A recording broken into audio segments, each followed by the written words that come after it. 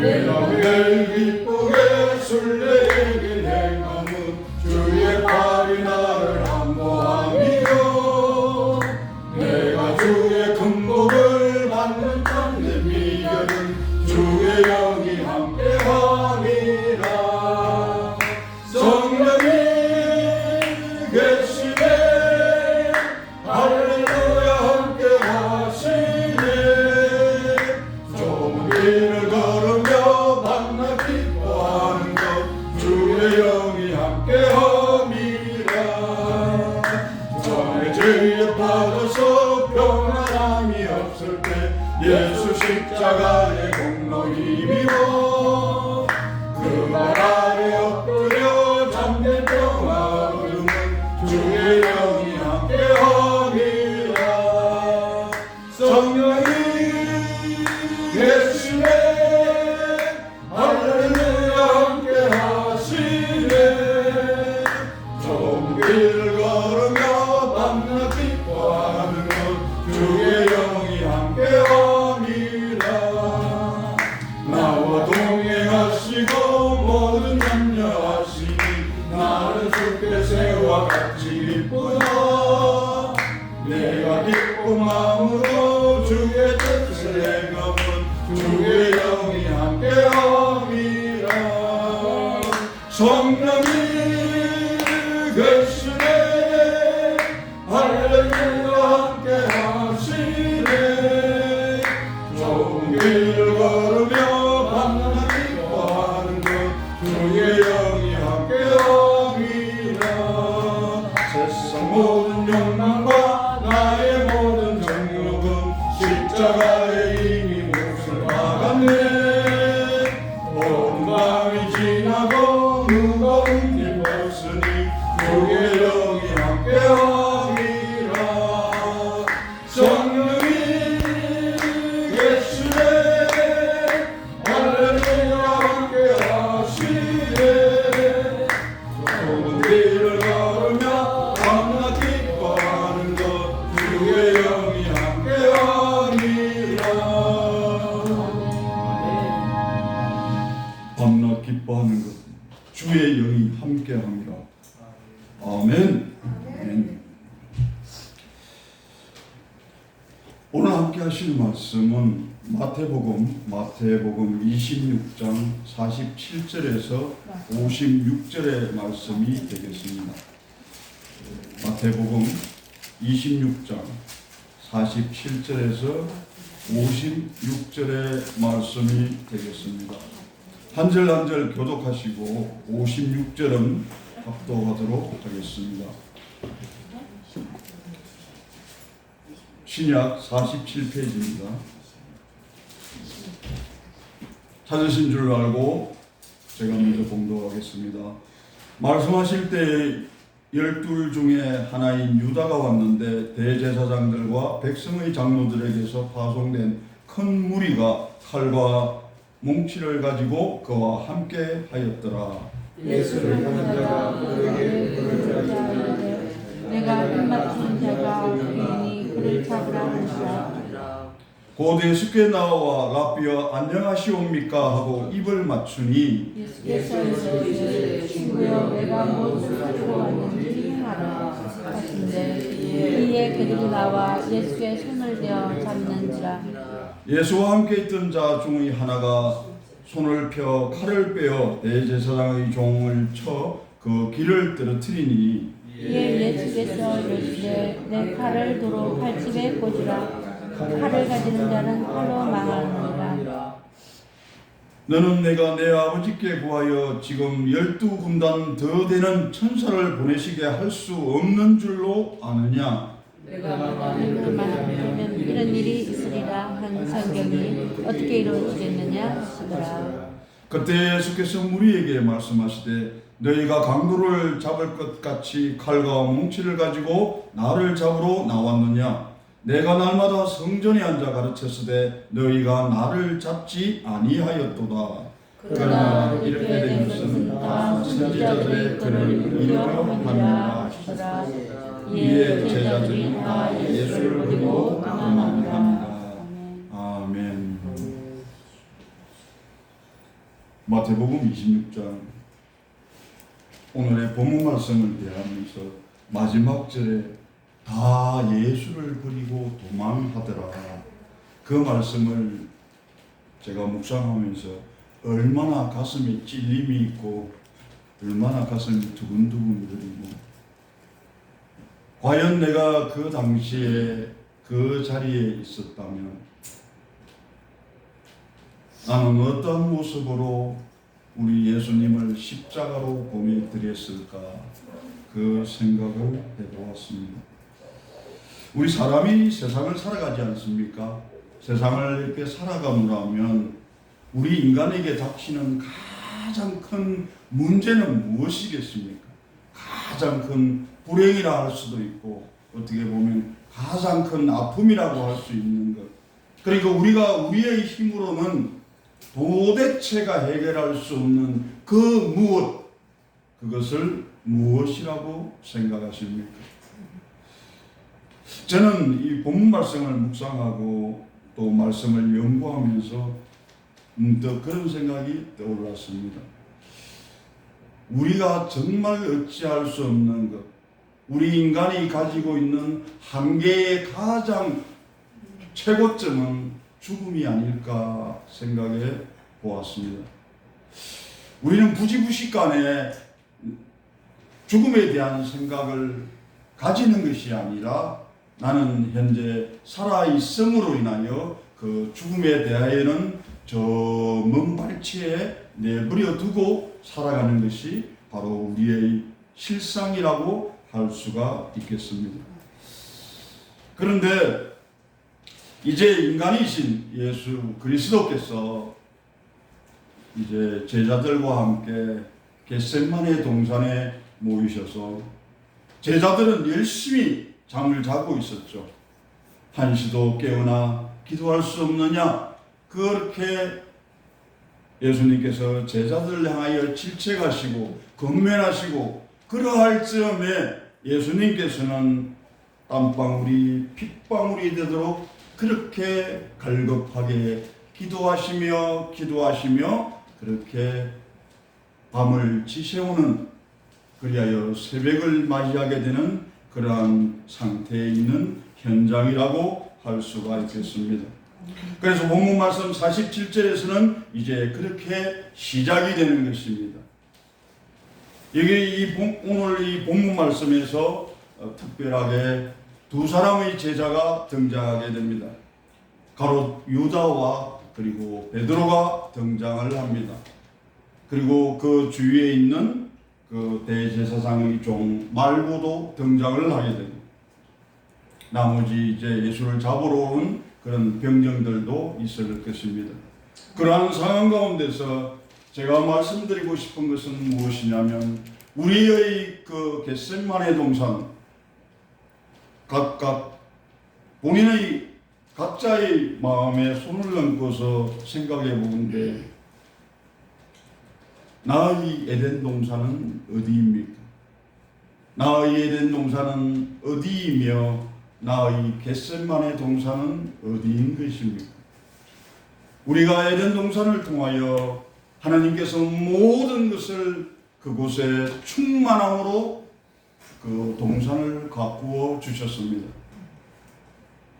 가장 최선의 것으로, 최고의 것으로 그 에덴 동산을 채워주셨고, 그럼에도 불구하고 우리 아담과 하와는 사단의 게임에 넘어가 죄라는 것을 가져와 그 에덴 동산으로부터 쫓겨나는 결과를 맞이하게 됩니다.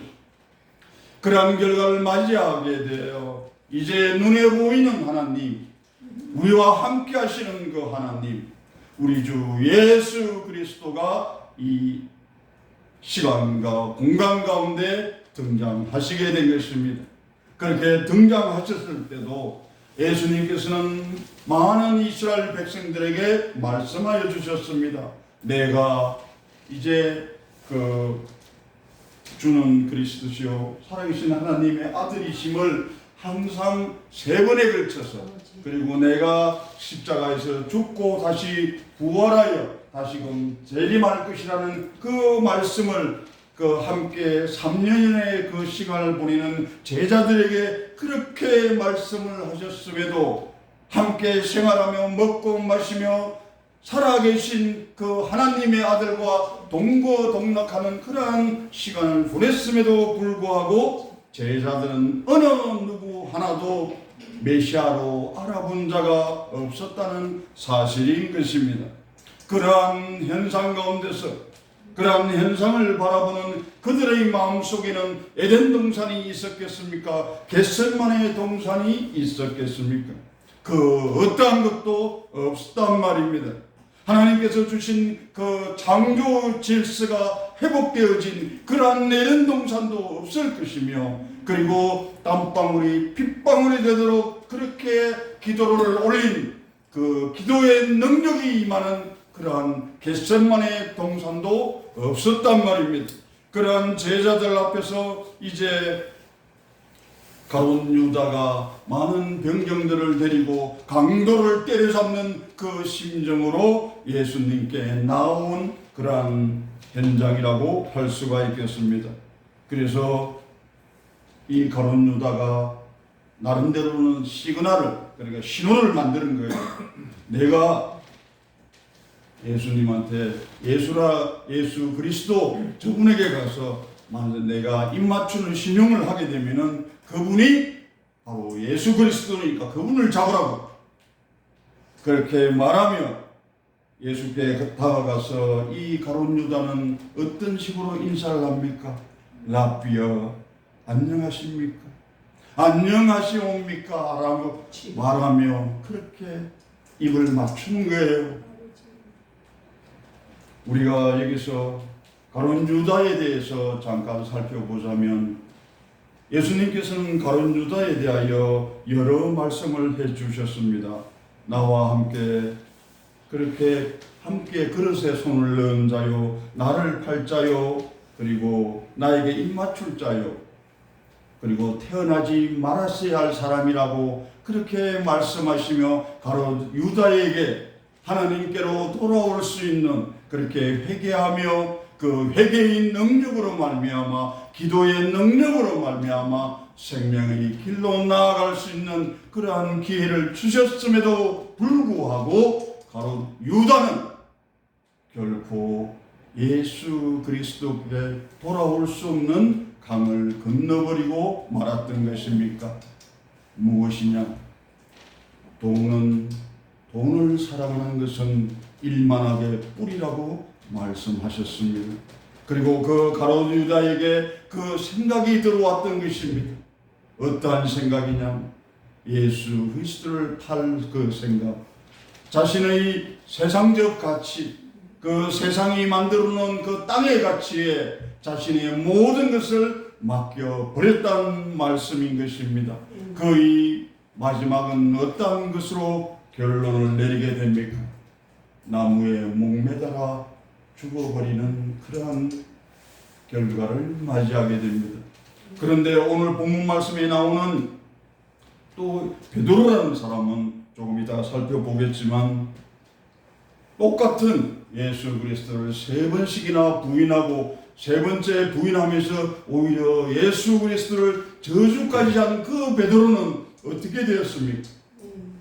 그는 회개의 능력이 임하사 그는 회개하며 결국 순교하는 거룩한 삶을 이루어낸 장본인이 되었습니다. 여기에서 차이점은 무엇이겠습니까? 바로 우리에게 하나님의 그 말씀이 우리에게 임하였을 때, 하나님께 우리가 순종하는 삶을 살아내었을 때 우리에게는 회개의 능력이 임하는 것입니다.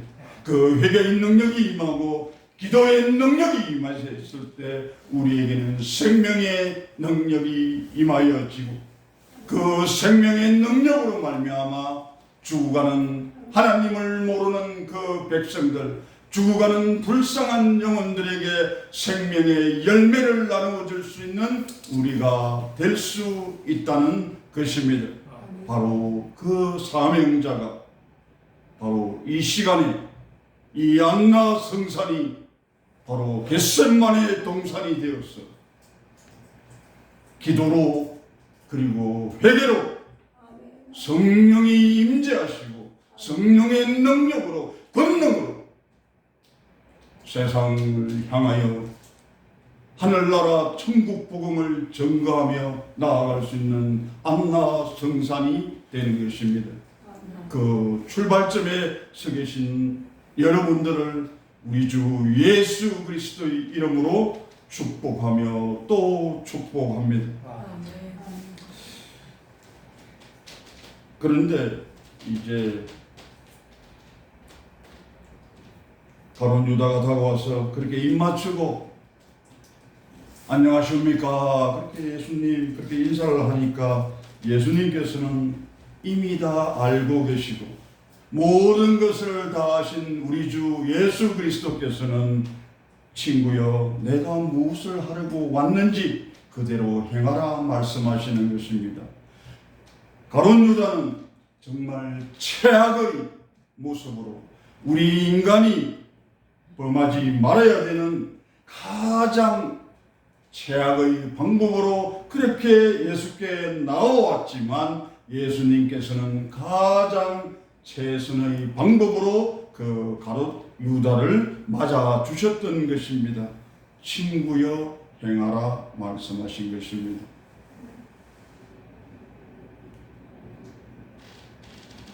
그리하여 이제 예수님이 잡히게 되는 이제 여러 방망이를 들고 오고 몽둥이를 들고 오고 칼을 들고 온 그 자들에 의해서 결박을 당하셨겠죠. 그러한 상황에서 옆에 있던 제자 중에 한 사람인 베드로는 자기 자신이 가지고 있던 그 칼집에서 칼을 꺼내어 대제사장의 그 종인 말구의 길을 잘라버리게 되는 그러한 일이 발생하게 됩니다. 우리는 이 말씀을 통해서 어떠한 것을 느낄 수 있는 것이냐면 그 본문 말씀에도 나옵니다. 칼을 가지고서 그 하는 자는 칼로서 망하게 된다고 그러한 말씀이 나오게 되는데 그것은 무엇이냐면 세상의 것으로서 세상의 것에 대하여 분노하고 그것에 대하여 대결하고 대적하였을 때는 결국은 세상에서는 어떤 법칙이 통합니까? 적자 생존의 법칙, 강자의 법칙이 통하는 것입니다. 그러한 자연의 법칙에 그러한 인간의 법칙에 하나님께서는 이미 다 알고 계심으로 인하여 그것에 다시 칼집에 꽂아라 말씀하시고 그리고 칼을 가지는 자는 다 칼로서 망하게 됨을 한 번 더 말씀하여 주시는 것입니다. 그러한 베드로였습니다. 결국은 땅의 가치와 세상의 가치로밖에 점철될 수밖에 없었던 그런 가룟 유다와 그런 베드로였지만 이제 나중에 결과는 서로 판이하게 달라져 버리는 그러한 결과로 나타나게 되는 것입니다.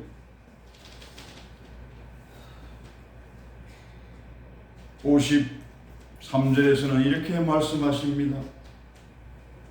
아버지께서 내가 아버지께 아뢰어 아버지께 간절히 원하여서 12군단보다도 더 되는 그 천사들을 보내달라고 하셔서 너희들 당장 물리칠 수 없겠느냐.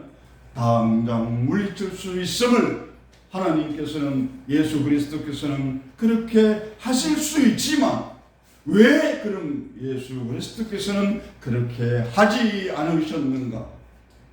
이제 예수 그리스도께서는 우리 인간의 순종의 가장 정점이라고 할 수 있는 온전한 순종을 보이시기 위해서 그리고 그로 인하여 성경의 말씀이 이루어짐을 그렇게 성취하시기 위하여 이제 십자가에 오르시게 되는 것입니다.